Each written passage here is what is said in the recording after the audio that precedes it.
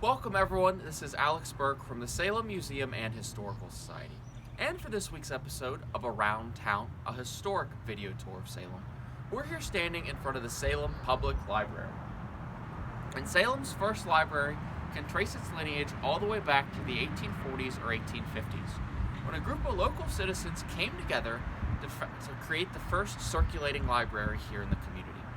And although this library didn't last up until this one currently is being made, it was one of several that came into the Salem in the 1800s, most notably the extensive collections of Roanoke College's library. But turning into the 20th century, the Salem Women's Club sought out to have their goal happen of creating the first Salem Public Library for all of the community.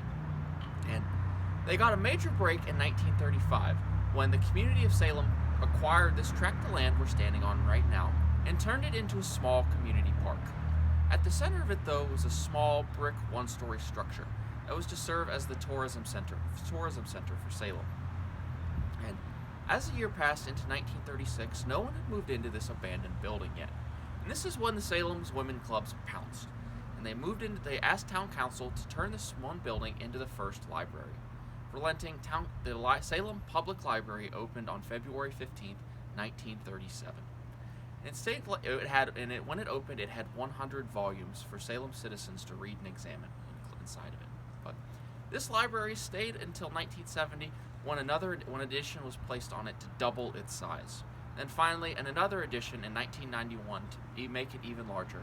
And this addition in 1991 is the one behind me and the one everyone's familiar with today, where currently the Salem Public Library holds over 120,000 different things, including different books, magazines, DVDs, periodicals, audiobooks, and various other forms of media.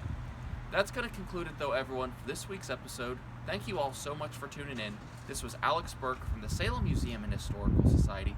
I'll see you next time, Around Town.